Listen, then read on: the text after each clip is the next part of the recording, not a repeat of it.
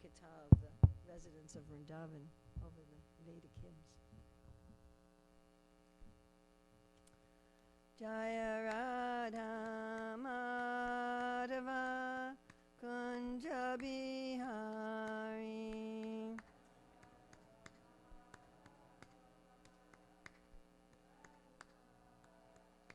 Jaya Radha Madhava Kunja Bihari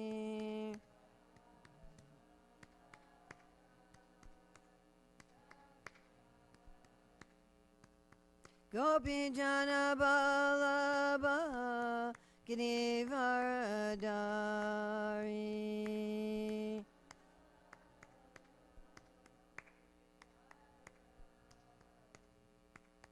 Gopi Jana Ballabha Girivaradari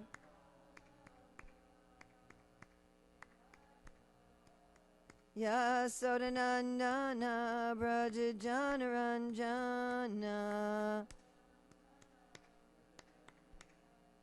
Jasodanandana Braja Janaranjana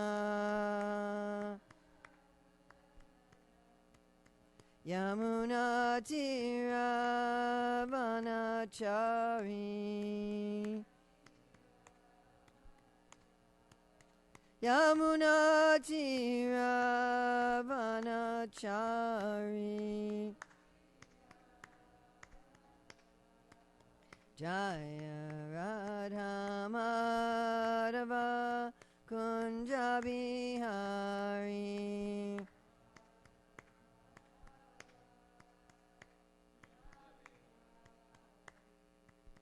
Gopi Jana Ballabha Girivaradari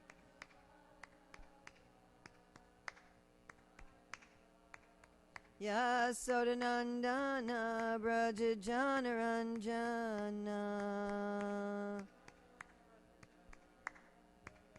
Yamuna Tiravanachari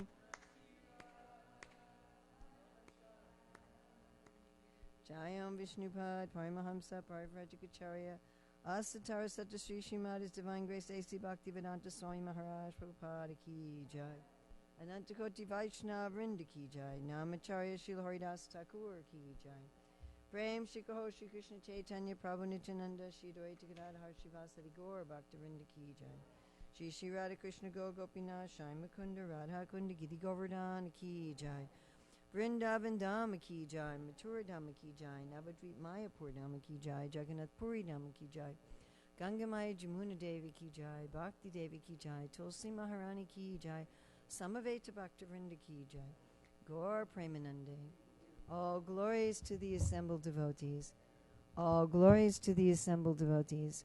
All glories to the assembled devotees.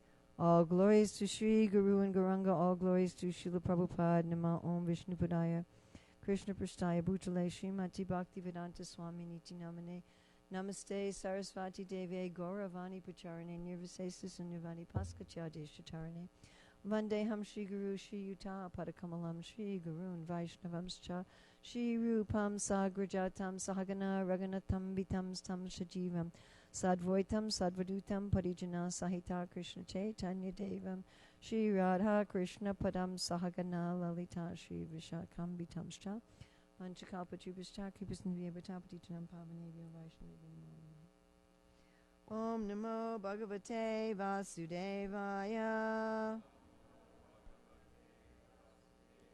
Om Namo Bhagavate Vasudevaya Om Namo Bhagavate Vasudevaya. October 5th, 2020 in Hillsborough, North Carolina. Reading from Srimad Bhagavatam, Canto 10, Chapter 20, the description of the rainy season in autumn, text 38, and we'll also be reading from Light of the Bhagavata, text 35. Gadavari charastapam Avindan Chadadarkajam Yata daridra kripana kutumya vijitendriya. Please chant.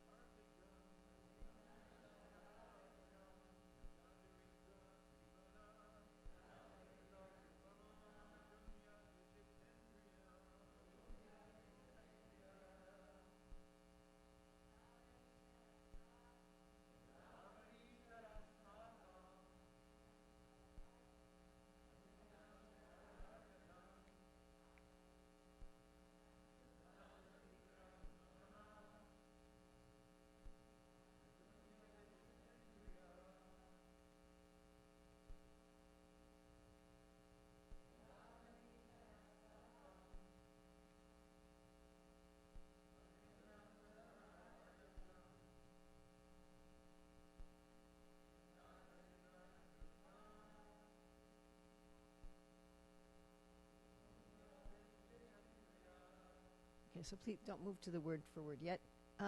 What words do you recognize from this verse? Kripana, which means miserly. Daridra means poor. Tapasya, austerity or penance. We had a nice talk about that yesterday. And you can't see it because the cursor's there, but Indriya is senses. Okay. All right, let's go to the word for word.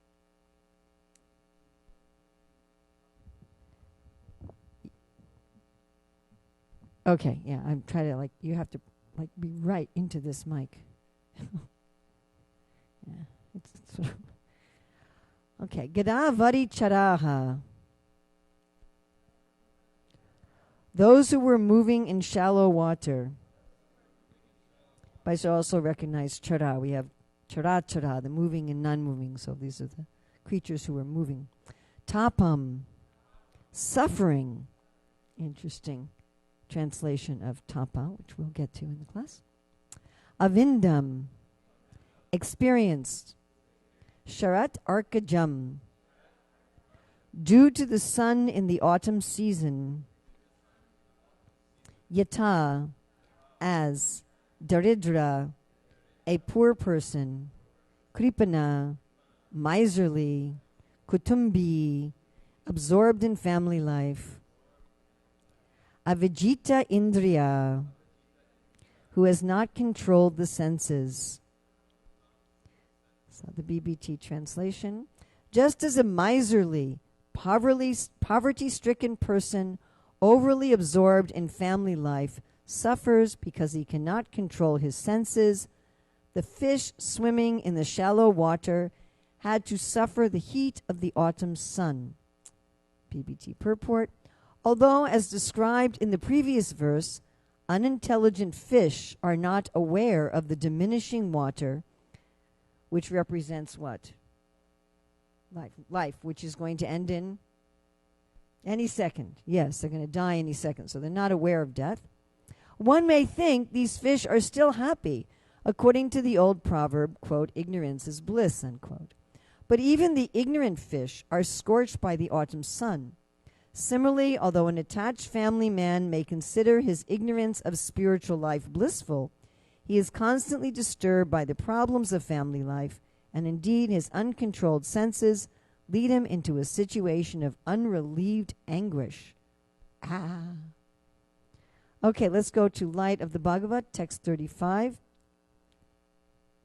When the small pools of water become too hot because of the scorching heat of the autumn sun, the poor small creatures with their many family members suffer terribly, as poor householders with too many family members suffer economic strains and yet go on begetting children because of uncontrolled senses. That's Srila Prabhupada's translation and Srila Prabhupada's purport here in Light of the Bhagavata. Human life is meant for controlling the senses, for uncontrolled senses are the cause of material bondage. But for fools, sense enjoyment is the pivot of life's activities. All men undergo hard, laborious duties all day and night, and in all seasons of the year, only for the sake of sense pleasure with their mates. These foolish creatures have no information of other enjoyment. In a godless civilization especially, sense pleasure accepted in the name of culture and philosophy is all in all. Men who are addicted to this pleasure are called kripanas. When the kripanas have too many children, they suffer the scorching heat of family life, and then similar leaders advise them to undertake family planning. The idea of this family planning is that sense pleasure should not be curtailed, but birth control should be accomplished by artificial measures. Such methods of birth control are called bhruna hatya, or killing the child in embryo. Such killing is a sinful act, and in the revealed scriptures a specific hell is designated for those who commit such sins. Spiritual culture means pursuing a better engagement in life. When a man engages in such cultural life, the desire for mating automatically abates, and the sufferings of uncontrolled family life are mitigated without artificial means. The attention of a human being, therefore, should be drawn to the cultivation of the human spirit, for this will gradually protect him from all sorts of discomfiture and elevate him to a highest status of life for real and eternal enjoyment in personal contact with the personality of Godhead, Sri Krishna. Doesn't that sound nice? And we're going to look at the commentary. A commentary of Jiva Goswami and Sanatana Goswami here is practically identical, so we'll just read one of them. Although they do not know the water is evaporating, they still cannot be happy, though they do not have fear. Rather, they suffer greatly. The heat from the autumn sun is intense. A man without money is troubled to earn money, kripana, because he must support his wife and sons with plenty of money. He is also afflicted with greed or uncontrolled senses. Just as a fish suffers from heat, the man suffers the threefold miseries. So we might think, well, we just won't live in fear. We'll just forget about fear. We'll forget about death. We'll forget about difficulties. We'll just enjoy in the moment. Right? This is the other option. So yesterday's verse was, death is coming, and therefore we're always afraid, and this fear disturbs our life. And Dristabu talked about how yesterday also how people like to just forget about death. They want to say, oh, I'm not going to die. I'm just going to go on. So this verse particularly deals with that. Let's just live in the moment. Let's just enjoy the moment. So there's two classes of living beings who try to live in the moment and thus become happy. And the Bhagavatam talks about these two types as the fools and the sages and the transcendentalists. So both persons live without fear, live in the moment without fear, and try to become happy, the fools and the transcendentalists. So the fools here are called daridra. They're very poor. They're poor in knowledge. They're not actually dealing with things. The idea, I don't know if they actually do it, but the idea of the ostrich with its head in the sand, or the rabbit that just closes their eyes when the fox is coming. So this it's a kind of poverty where you're not even aware of your situation. They're so-called living in the moment, but they're not really aware of what's going on in the moment. They're living in the moment in a kind of illusion. Therefore, they're considered very poor. The transcendentalist who lives in the moment is very rich.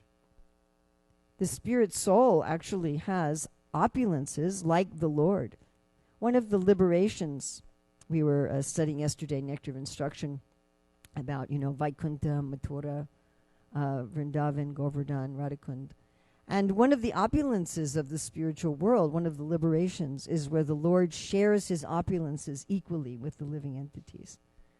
Bless you. Which is quite a different situation from this world, where we want to keep our opulences for ourselves. We don't really want to share them with everybody else. But the living entity, the liberated living entity, is enjoying the opulences of the Lord. I was just hearing Prabhupada speak about this yesterday, how it's natural for the child to enjoy the wealth of the parents. Isn't it? That it's just a natural thing. Nobody wonders at it. When you're living in your parents' home, unless your parents are, cruel and abusive people, so you're enjoying all the opulences of your parents' home. You're enjoying your parents' wealth. You're enjoying food with your parents. You're sitting at the same table, right? Whatever they have, they're sharing with you. And I always like Srila Bhaktisiddhanta Saraswati's commentary on the Shikshastaka, Anandam Buddhivardhanam, that although the jiva is finite, it's in touch with the infinite pleasure of the Lord. And Prabhupada talks about how the jiva in prema is enjoying through Krishna. Right? That when the jiva works for the pleasure of Krishna, which means uniting the Lord and his energy of pleasure, like we're chanting Hare Krishna, Hare Rama. When the jiva does that, then the internal energy, the spiritual energy, Krishnadas Kaviraj says, nourishes the jiva. We're meant to enjoy the joy of God. In fact, that's why we exist. Srila Prabhupada was asked, why do we exist? He says, because the Lord wants to enjoy. Now, in the material world, a person has a family because, generally speaking, materialistic people, because they want to exploit the family members for their own enjoyment. A materialistic entity wants to have control over as many other entities and objects as possible to try to suck enjoyment out of them because they feel empty inside. We spoke about this in a class on Saturday, how they're looking for happiness. Prahlad Maharaj as soon as you look for happiness outside of yourself, that immediately your suffering begins. But Krishna is just the opposite. He's this unlimited, ever-flowing fountain of happiness.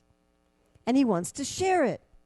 Just like you had a wedding, you want to share your happiness with others, right? Isn't it? You're like, we don't want to just have a little wedding in the corner by ourselves. We want to share it with our friends, with our relatives. Right? Like where's Chaitanya? If Chaitanya makes a cheesecake, I want to share it with everybody. Right? I can't possibly eat the whole thing myself. So I want to share it. So Krishna's like that. Lord Chaitanya Mahaprabhu, he said this. He said, I can't eat all the fruits myself. I want to distribute them. So this is the reason why we exist. This is the reason why anything exists. Prabhupada was asked, I think in Caracas, Venezuela, why is there anything? Prabhupada said, Ananda, for happiness. So the transcendentalist is not Daridra. The transcendentalist is not poor. By connecting with the Lord, the transcendentalist is feeling this unlimited bliss of the Lord. Right? The Lord is up Atmarama, up to Kama, and so is the transcendentalist. The transcendentalist is feeling, I have all my desires fulfilled. This is how Dhruva Maharaj felt when he saw the Lord. He said, I wanted some broken pieces of glass, but now I'm completely filled up. I don't want anything. So the Daridra person is living in the moment like a rabbit, blocking out, trying to block out their fear, trying to block out reality, and therefore being impoverished. And the transcendentalist is living in the moment because they have a constant stream of abundance. And therefore they don't need to worry about death. They don't need to worry about difficulties. And this is very connected to Kripana. The fool is a miser. They say they're forgetting about fear. They say they're forgetting about death. They say they're living in the moment. But their miserly behavior reveals the fact that they're always worried about the future and the past. They have to hold on to everything themselves. They're not willing to share. They're not willing to be charitable. Krishna says, right, charity. He says, yajna, tapas, dana, should be done by everyone.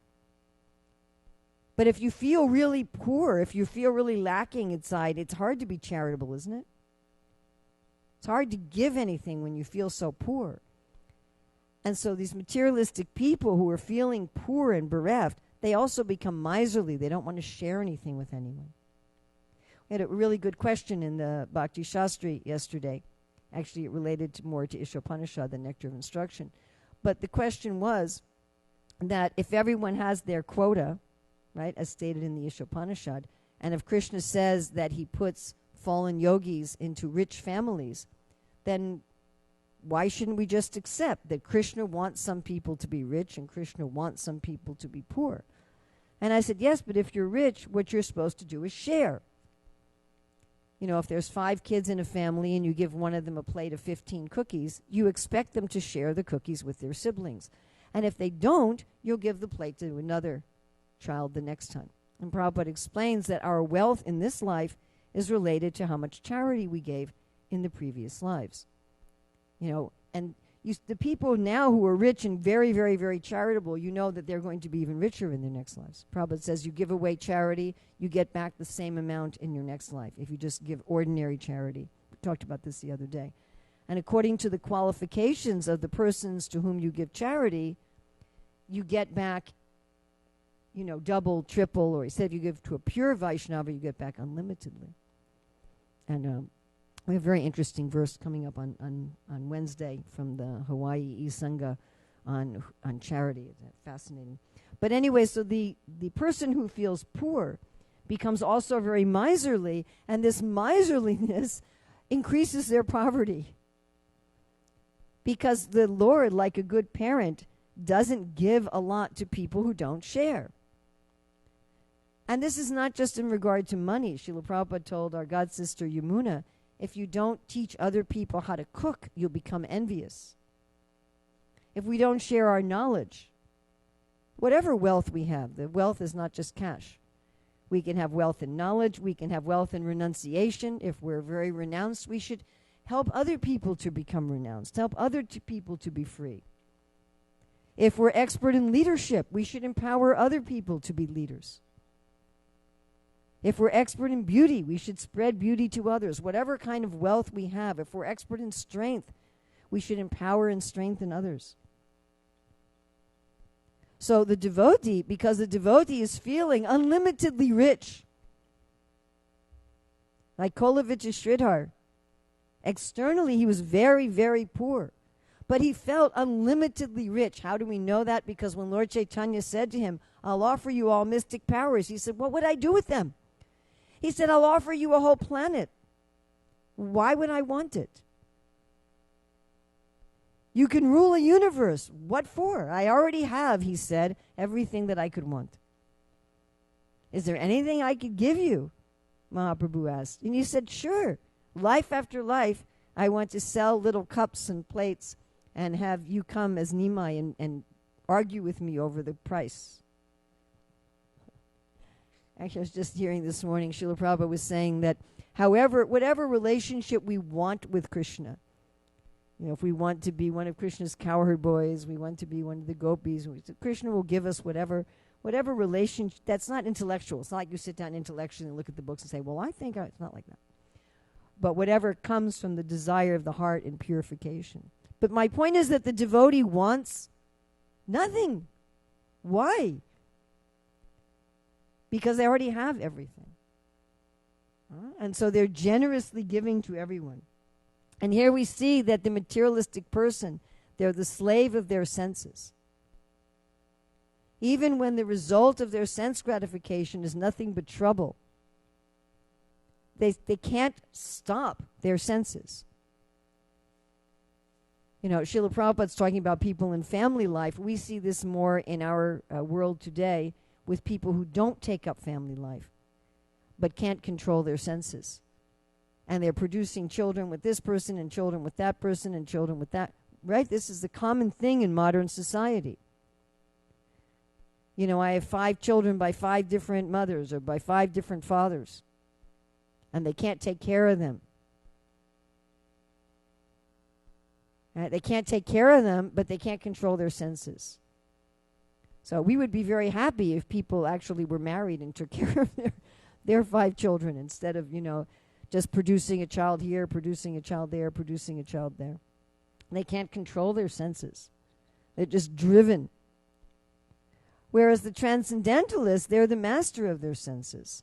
Why is that? Because the transcendentalist is experiencing a higher taste. Parandrisva nivartate. When we gave our presentation, it was really funny to Caltech students on Saturday on material and spiritual happiness. So a lot of the students afterwards said, well, can't we still try for material happiness? Isn't that all right? I said, why? If you can have spiritual happiness, why would you want to try for something temporary that's based on misery and that gives you misery and that's filled with fear and exploitation? I said, it doesn't mean you can't have a house and a car and a family and, a good job. But why not enjoy them in spiritual happiness? Why try to enjoy them materially? It's not that we can't function in the world. Srila Prabhupada functioned in the world. Bhaktivinoda Thakur functioned in the world. But why not function in the world as a spiritualist? And a spiritualist doesn't have trouble controlling their senses because their happiness is within. They're not trying to get happiness from external things or from the body and mind. It doesn't mean anything to them. And the materialist who can't control their senses, the problem with sense enjoyment is, first of all, you need misery to enjoy. If you're not hungry, food doesn't taste good. We all have this experience. You've just eaten a big meal. I've just eaten a huge feast, and someone brings me Chaitanya's cheesecake, and I would say, no, thank you. Or one of Little Krishna's gulab-jamins, Little Krishna Priya's gulab-jamins. And I'd say, no, thank you. Why? Because without hunger, there's no pleasure. It actually is revolting, isn't it? When you're full, you're completely full, and you eat your samosa or your pizza or something, and it's just like, bleh. And we all know when we're really hungry, even ordinary food tastes good, isn't it? Even food we normally wouldn't eat. If we're really, really hungry, we're like, wow, this is delicious. If we're not tired, having to sleep is a punishment. I had a mild chicken pox when I was a kid, and my mother said, stay in your bed, and it was a punishment. As soon as she left the room, I got out of bed. And as soon as I'd hear her, I'd jump back into bed. I was 4 years old. I remember it quite clearly. But when we're tired, sleeping is a great pleasure. And it's the same with everything. If there's no desire, but the desire is the suffering, isn't it? Yes? If there's no desire, then the pleasure has no pleasure. So in order to enjoy sense pleasure, you have to first suffer. What crazy deal is that? Then after the sense pleasure, you suffer. Prabhupada talks about here unwanted children that are then killed through abortion. How much suffering is that? Invading the body, and you have to live the rest of your life. I've murdered my own son. I'd murdered my own daughter.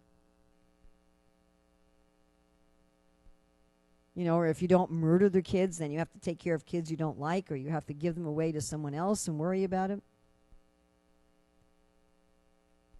I never wanted to have you anyway. I know kids who grew up like that, where the parents would say that we never really wanted to have you. Wow, and what a horrible life. Or you give the kids away. I mean, even Kunti, who gave her son away, it was burning for the whole life. Yeah. So there's misery after enjoyment. You eat too much, you eat the wrong food, and then you're like, ugh. So you have to suffer before you enjoy, and you have to suffer after you enjoy. It's a suffering sandwich. You have suffering before, suffering after, and how much pleasure do you get in the middle? I mean, even if you want to talk about eating, you have to suffer to grow the food, or you have to suffer to earn the money to buy the food, and you have to cook, and you have to maintain a house to cook in, and then after you're finished, you have to clean up. Right? If you've ever cooked a meal for like hundreds of people and everybody finishes in 20 minutes, right? And you're spending hours or days preparing, and then afterwards you have to do the cleanup. I mean, we do it for Krishna, it's blissful. But Materially, it's this suffering sandwich. And so the materialist is always trying to get the happiness without the suffering. They're like the kid who tries to cut the crust off their bread.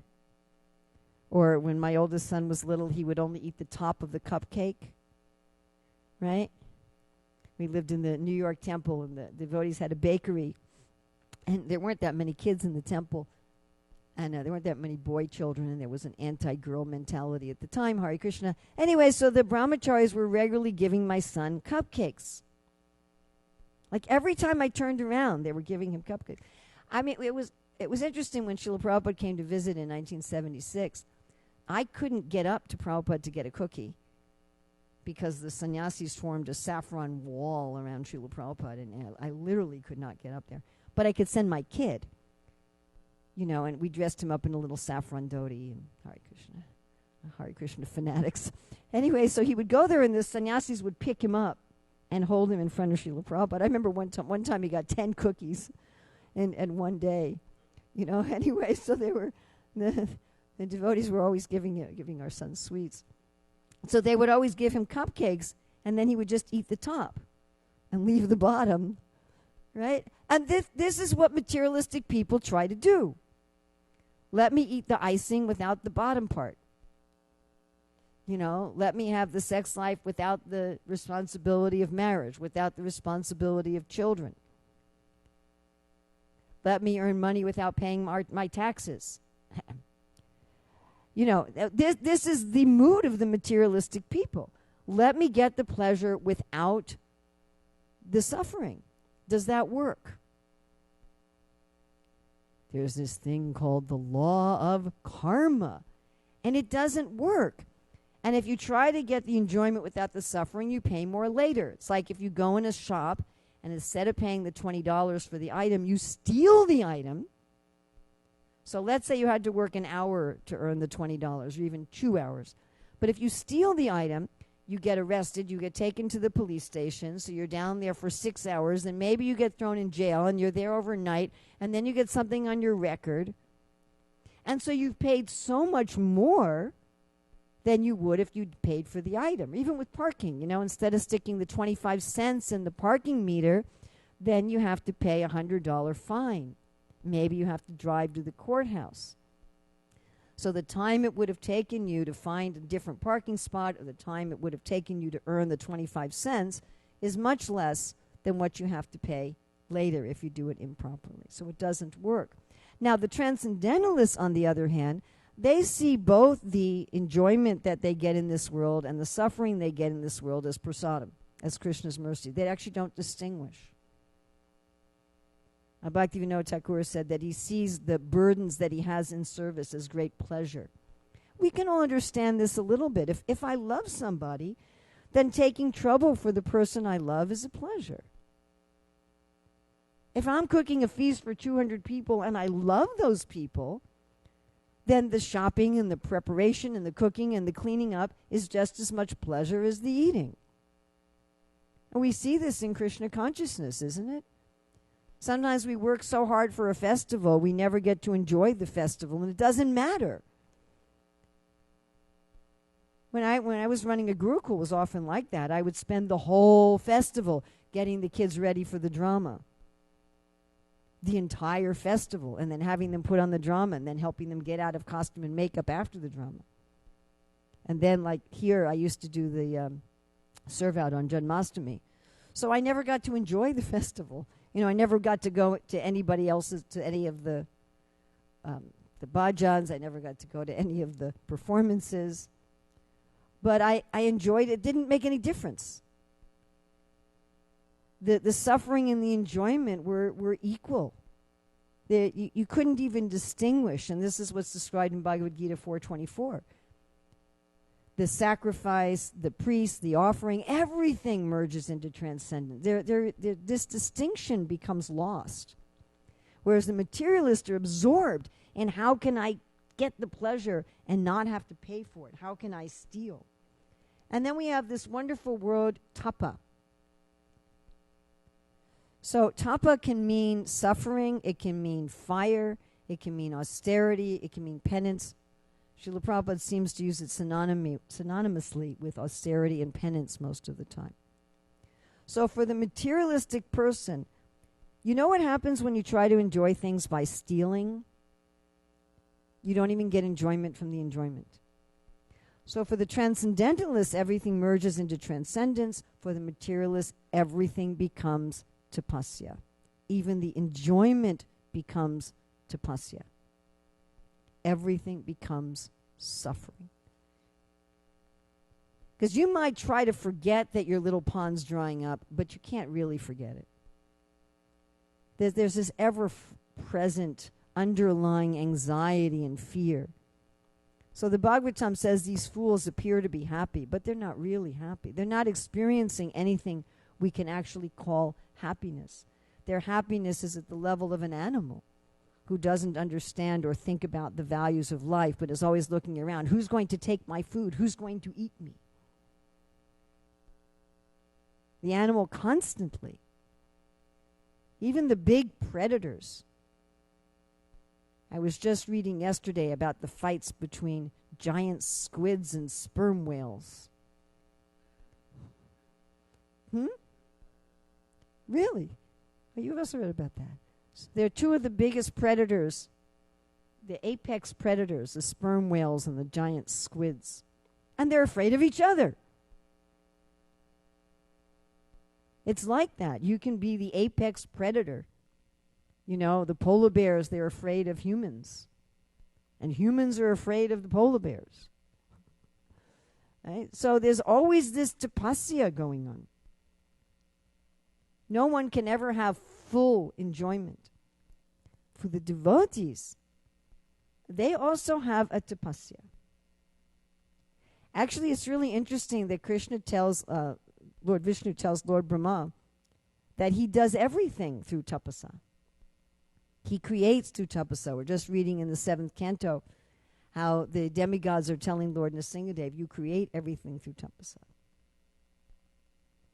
Tapasa, in one sense, means you're going through some trouble for someone you love. Isn't that what love means? If I'm just your fair weather friend, if I never go through any trouble for you, how do I love you? Therefore, in the marriage vows, they say, right, sickness and health, right, whether rich or poor. Well, I'm going to stay with you as long as we're rich and healthy and everything's going great. That's not love. So Krishna is always giving to the living entity. The whole material world is a giving to the living entities who've turned against him. And the tapasa of the devotee is a kind of penance. I've turned away from you, dear Lord, and I want to show you that I'm sorry. I want to make the broken relationship whole. As Maharaj was talking about the other day, restorative justice. I want to restore the relationship with you, O Lord. And I'm willing to go through some trouble to do so. I'm willing to show you that I'm serious. I'm willing to chant my 16 rounds when I feel like it and when I don't feel like it. When I have a lot of time and when I'm busy to the max and I have no idea how I'm going to fit it into my day. I'm going to read Prabhupada's books. I'm going to study Prabhupada's books when I feel like it, when I don't feel like it, when I have lots of time on a retreat, and when I'm so busy I don't know how I'm going to fit it into my day. I'm going to work at thinking of you, Krishna, when it's easy, when it's hard. The demigods were saying to Lord Nrsingadev, we couldn't think about you with Hiranyakashipu here. Now that he's dead, we can think about you. But the devotees are, I'm going to think about you in heaven and hell. I'm going to remember you if Maharaj Yudhisthira is running the country, and I'm going to remember you if Hiranyakashipu is running the country. And that's the tapasya of the devotees. So the devotees can actually be in the moment without fear, because the devotees are rich and charitable. They have happiness from within, and therefore they can control their senses. Both their happiness and distress is all happiness. And their tapasya is a voluntary giving of love. Yes, Maharaj. I think I found some happiness in this material world. Okay. Doesn't entail any suffering. That's because you're a devotee. You found happiness, it doesn't... Oh, it's a trick question. Okay.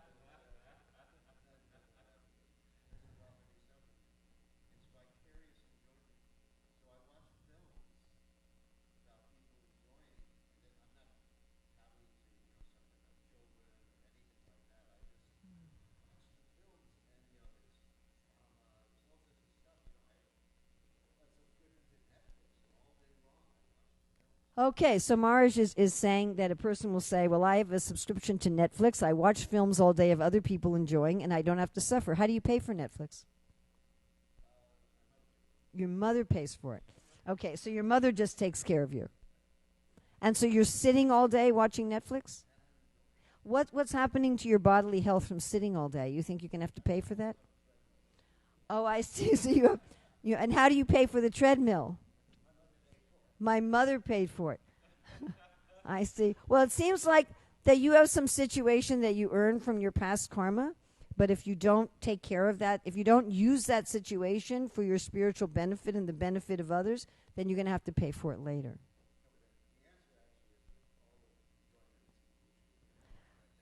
Well, that's all. That's true even if you're enjoying it yourself. It's all illusory. It's not touching the real self.